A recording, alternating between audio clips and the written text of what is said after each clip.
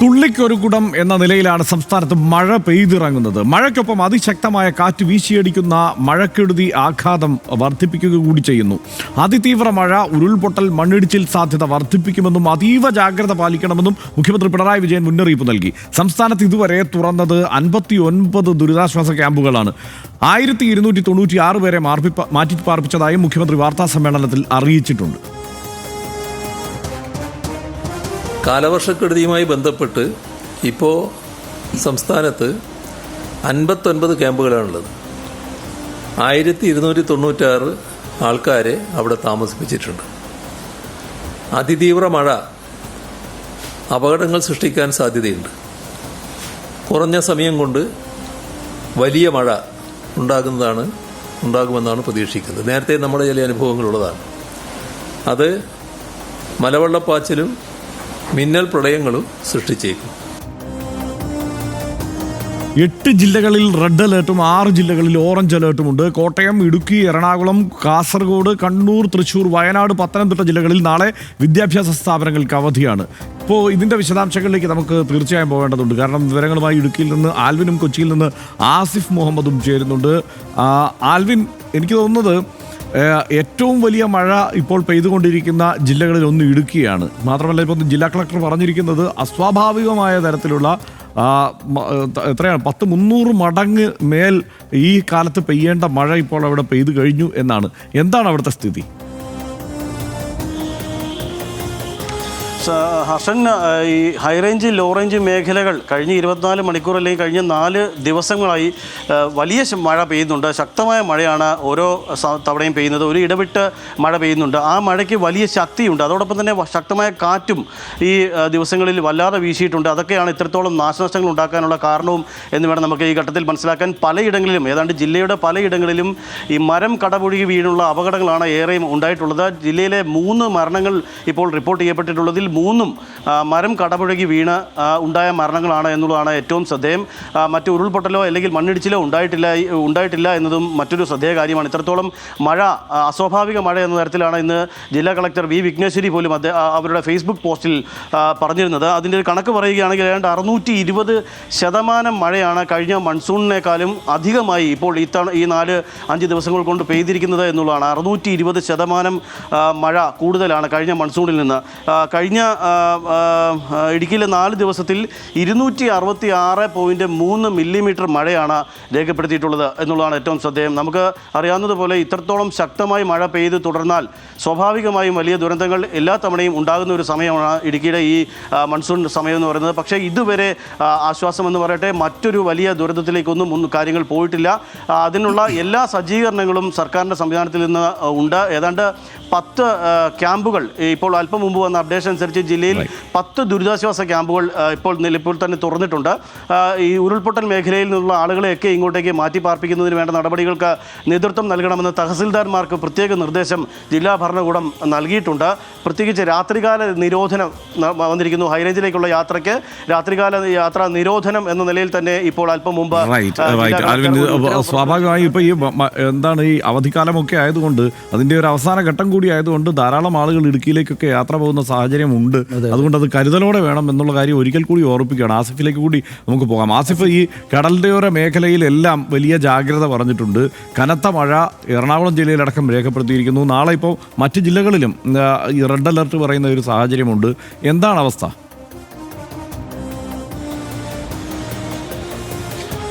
തീർച്ചയായും ഇപ്പോൾ ഏറ്റവും ഒടുവിൽ വന്നിരിക്കുന്ന അപ്ഡേറ്റ് പ്രകാരമാണെങ്കിൽ പോലും അടുത്ത 3 മണിക്കൂർ എറണാകുളം, ഇടുക്കി, പാലക്കാട് അതിതീവ്ര മഴ പെയ്യാനുള്ള ഒരു സാധ്യതയുണ്ടെന്നാണ് കാലാവസ്ഥാ നിരീക്ഷണ കേന്ദ്രം അറിയിച്ചിട്ടുള്ളത്. 60 കിലോമീറ്റർ വേഗതയിൽ വരെ കാറ്റ് വീശാനുള്ള സാധ്യതയുണ്ടെന്നുള്ള മുന്നറിയിപ്പുമുണ്ട്. അതുതന്നെയാണ് ഇന്ന് ജില്ലയുടെ പല ഭാഗത്തും വലിയ കാറ്റാണ് അടിച്ചു വീശിയത്. പലയിടങ്ങളിലും വൻമരങ്ങൾ കടപുഴകി വീണുവെന്ന് നമുക്ക് പറയാൻ കഴിയും. ഈ പാതയോരത്തൊക്കെ കാണുന്ന ഈ തണൽമരങ്ങൾ, ആ തണൽമരങ്ങളാണ് പലയിടങ്ങളിലും ഇന്ന് കടപുഴകി വീണത്. അത് കടപുഴകി വീഴുമ്പോൾ തന്നെ അത് പലയിടങ്ങളിലും അത്ഭുതകരമായാണ് ആളുകൾ രക്ഷപ്പെട്ടത്. ഒരു വൈകുന്നേരം ഒരു 6 മണി സമയം അടുത്താണ് കടവന്തറയിൽ അത്തരത്തിലൊരു മരം കടപുഴകി വീണുകയും അതൊരു കാറിൻ്റെ മുകളിൽ വീണ് കാർ അത് പൂർണ്ണമായും തകർന്നു പോകുന്നതിലേക്കായിരുന്നു കാര്യങ്ങൾ എത്തിയത്. പക്ഷേ അതിൽ ആൾക്കാർ ആ സമയത്ത് ഇല്ലായിരുന്നു എന്നുള്ളത് മാത്രമാണ് രക്ഷപ്പെട്ടത്. അതുപോലെ തന്നെയായിരുന്നു കാക്കനാടും അവസ്ഥ. ഈ തണ്ണമരം കടപുഴകി വീണ വലിയ അപകടമുണ്ടായി. നേരത്തെ സൂചിപ്പിച്ചതുപോലെ തന്നെ തീരദേശ മേഖലയിലെ പ്രശ്നം അത് രൂക്ഷമായി നിലനിൽക്കുകയാണ്. നമുക്കറിയാം ചെല്ലാനം പ്രദേശത്ത് ടെട്രാപോഡുകൾ സ്ഥാപിച്ച പ്രദേശമുണ്ട്. ആ പ്രദേശങ്ങൾ ഇത്തവണ ശാന്തമാണ്.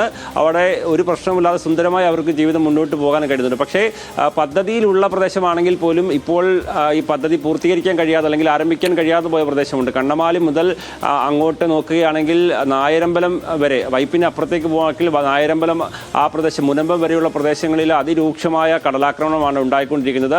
പലയിടത്തും കടൽഭിത്തികൾ, നിലവിലുള്ള കടൽഭിത്തികൾ തകർന്നിരുന്ന ഒരു സാഹചര്യമുണ്ട്, റോഡുകൾ തകർന്ന സാഹചര്യമുണ്ട്. അങ്ങനെ ആ പ്രദേശത്തെ തീരദേശ മേഖലയിലെ ജനങ്ങളും വലിയ ദുരിതം അനുഭവിച്ചുകൊണ്ടിരിക്കുകയാണ്. ഇനി 60 കിലോമീറ്റർ സ്പീഡിൽ കാറ്റ് വീശുമെന്ന് പറയുമ്പോൾ സ്വാഭാവികമായും ഈ മരങ്ങൾ വീഴാനുള്ള സാധ്യത കൂടുതലാണ്. ഇന്ന് തന്നെ എറണാകുളം ജില്ലയിൽ 8 ഇടങ്ങളിലാണ് റോഡ് തടസ്സപ്പെട്ടുകൊണ്ട് വൻമരങ്ങൾ കടപുഴകി വീഴുന്നതിലേക്ക് കാര്യങ്ങൾ എത്തിയത്. എന്തായാലും ഈ ഫയർഫോഴ്സ് ഡിപ്പാർട്ട്മെൻറ്റും അതുപോലെ തന്നെ നമ്മുടെ KCB ജീവനക്കാരുടെയും ഓട്ടമാണ് നമുക്ക് എല്ലായിടത്തും കാണാൻ കഴിയുന്നത്. കാരണം അവർ ആ സംവിധാനം വെച്ചുകൊണ്ട് അതിവേഗത്തിൽ സഞ്ചരിച്ചുകൊണ്ടാണ് ഈ പലയിടങ്ങളിലെയും പ്രശ്നങ്ങളെ അതിജീവിച്ച് മുന്നോട്ട് പോകുന്നത്. അതുകൊണ്ട് മഴ ശക്തമാകുമെന്നുള്ള മുന്നറിയിപ്പ് വരുമ്പോൾ തന്നെ ഇത്തരത്തിലുള്ള വലിയ ആശങ്ക നിലനിൽക്കുകയാണ്. പല വീടുകൾക്ക് നാശനഷ്ടം സംഭവിച്ചു. ജില്ലയിലെ കണക്ക് മാത്രം എടുത്താൽ, എറണാകുളം ജില്ലയിലെ കണക്കുകൾ മാത്രം എടുത്താൽ ഈ 4 ദിവസങ്ങൾ കൊണ്ട് 87 വീടുകൾ തകർന്നു എന്നുള്ളതാണ് ഏറ്റവും പ്രധാനപ്പെട്ടത്. എന്തായാലും ആൽവിൻ വിശദമായ വിവരങ്ങൾ. അതെ അതെ അതെ അതായത് അതിനകത്ത് എനിക്കൊരു പ്രശ്നം, ഇത് മെയ് മാസമാണ് തുടങ്ങിയിട്ട്. സാധാരണ നമുക്ക് പരിചയം ജൂൺ മാസത്തിലെ മഴ എന്ന നിലയ്ക്കാണല്ലോ കാലവർഷത്തെ പരിചയം. മൺസൂൺ നേരത്തെ എത്തിയിരിക്കുന്നു. ഇത് സാധാരണ ഒരു മഴ, ഇപ്പോൾ ഇടുക്കിയിലെ അസ്വാഭാവിക മഴയെക്കുറിച്ചൊക്കെ പറയുമ്പോൾ ഒരു കാര്യം, കഴിഞ്ഞ വർഷം ഈ സമയത്ത് പെയ്ത മഴയുമായി താരതമ്യപ്പെടുത്തിയാണ് ഈ ശതമാനം കണക്ക് പറയുന്നത്. സ്വാഭാവികമായും കഴിഞ്ഞ തവണ മഴയേ ഇല്ല ആ സമയത്തൊന്നും. അതുകൊണ്ട് തന്നെ ചെറിയ മഴ അവിടെ എവിടെയെങ്കിലുമൊക്കെ പെയ്താലായി. അതുകൊണ്ടാണ് ഇത്ര ഇരട്ടി മഴ അവിടെ പെയ്തു എന്നുള്ള കണക്കിലേക്ക് വരുന്നത്. പക്ഷേ ഈ മഴ അങ്ങനെ വല്ലാതെ നീണ്ടു നിൽക്കാതിരുന്നാൽ, ഒരു മൺസൂൺ കാലത്തെ സാധാരണ മഴ എന്ന നിലയ്ക്ക് ഇത് അവസാനിച്ചാൽ കുഴപ്പമില്ല. പക്ഷേ ഇത് ഇനിയൊരു പതിവ് മൺസൂൺ കാലത്തിൻ്റെ ആ കാലയളവ് മുഴുവൻ ഈ മഴ നീണ്ടു നിന്നാൽ ചിലപ്പോൾ നമുക്ക് കൂടുതൽ ഭയക്കേണ്ടിയിരിക്കുന്നു, കരുതലെടുക്കേണ്ടിയിരിക്കുന്നു. ഇതിനകത്തൊരു പ്രശ്നമുള്ള മഴ മാത്രമല്ലോ, വലിയ കാറ്റ്. ഇപ്പോൾ കഴിഞ്ഞ ദിവസം മഹേഷ് ചന്ദ്രൻ നിലമ്പൂർ ലൈവ് നിന്നപ്പോൾ അദ്ദേഹത്തിൻ്റെ പിന്നിൽ ഒരു മരം ഒടിഞ്ഞു വീണു. അല്ല, അതിപ്പോൾ എല്ലായിടത്തും മരം ഒടിഞ്ഞു വീണ് വാഹനങ്ങൾക്ക് കേടുപാടുണ്ടാവുകയാണ്. അപ്പം ഈ കാറ്റ് കൂടി ഉണ്ടാകുമ്പോൾ വലിയ അപകട സാധ്യതയുണ്ട്. നമ്മൾ പ്രേക്ഷകരോട് പറയേണ്ടത് വളരെ ശ്രദ്ധയോടുകൂടി ഇനിയുള്ള ദിവസങ്ങൾ മഴ എന്തായാലും അതിശക്തമായിട്ട് ഈ ഹൈവേയുടെ കാര്യമൊക്കെ നമ്മൾ പറഞ്ഞല്ലോ, നേരത്തെ ചർച്ചയായിരുന്നു. കാരണം അത് കൺസ്ട്രക്ഷൻ നടക്കുന്ന എല്ലാ മേഖലയിലും ഇത്തരം പ്രതികൂല കാലാവസ്ഥ കൂടി ഉണ്ടായാൽ അപകട സാധ്യതയുണ്ട്. കാരണം അതൊരു പൂർണ്ണ രൂപത്തിലേക്ക് അതിൽ എത്തിയിട്ടില്ല, അതിൻ്റെ ഡ്രെയിനേജ് ഒന്നും പൂർത്തിയായിട്ടില്ല. അപ്പം റോഡിലൂടെ സഞ്ചരിക്കുമ്പോൾ അങ്ങേയറ്റം ശ്രദ്ധിച്ച് തന്നെ സഞ്ചരിക്കാൻ എല്ലാവരും ആ ഒരു കരുതലെടുക്കണം എന്നുള്ള കാര്യം. മഴ പെയ്യുമ്പോൾ മാത്രമല്ല, മഴക്കാലമായതുകൊണ്ട് ഇപ്പം മഴ ഒരല്പം താഴ്ന്നു നിൽക്കുകയാണെങ്കിൽ പോലും യാത്ര ചെയ്യുന്ന ആളുകൾ ശ്രദ്ധിക്കണം. കടയുടെ അടുത്തൊക്കെ കയറി നിൽക്കുമ്പോൾ കഴിഞ്ഞ ദിവസം ആലപ്പുഴയിൽ കണ്ടില്ലേ, വളരെ ദുഃഖകരമായ സംഭവം ഉണ്ടായത്. ഒരു പെൺകുട്ടി ഒരു തട്ടുകടയുടെ വരമ്പത്തേക്ക് മാറി നിന്നപ്പോൾ തട്ടുകട വീണാണ് കുട്ടി മരിച്ചത്. അപ്പോൾ അത്തരം ബുദ്ധിമുട്ടാണെന്ന് തോന്നുന്ന കെട്ടിടങ്ങൾക്കും അടുത്ത് പരിസരത്തേക്ക് പോകാതിരിക്കുക, അങ്ങനെയുള്ള പ്രയാസമുള്ള സ്ഥലങ്ങളിൽ നിന്ന് ആളുകൾ മാറുക. അങ്ങനെ മാറി താമസിക്കാനുള്ള സ്ഥലങ്ങൾ സർക്കാർ സംവിധാനങ്ങൾ ഒരുക്കിയിട്ടുണ്ടെന്നാണ് രണ്ടുപേരും പറയുന്നതായിട്ട് കേട്ടത്. എല്ലായിടത്തും അത്തരം ഇതിൻ്റെ ഒരു രൂക്ഷത മനസ്സിലാക്കിയിട്ട് സർക്കാർ നേരത്തെ കാര്യങ്ങൾ ചെയ്തിട്ടുണ്ടെന്ന് വേണം മനസ്സിലാക്കാൻ. പ്രാദേശിക സർക്കാരുകൾ അപ്പോൾ അതിന് വഴങ്ങുക കൂടെ വേണം. അതായത് സാധാരണ കാണുന്ന മഴയല്ല നമ്മൾ ഈ കാണുന്നത്. അതുകൊണ്ട് ജലാശയങ്ങൾക്കടുത്തുള്ള ആളുകളൊക്കെ മാറി താമസിക്കുകയും സർക്കാർ സംവിധാനങ്ങൾ ഏർപ്പാടാകുന്ന സ്ഥലങ്ങളിലേക്ക് വന്ന് നിൽക്കുകയും ഒക്കെ വേണം.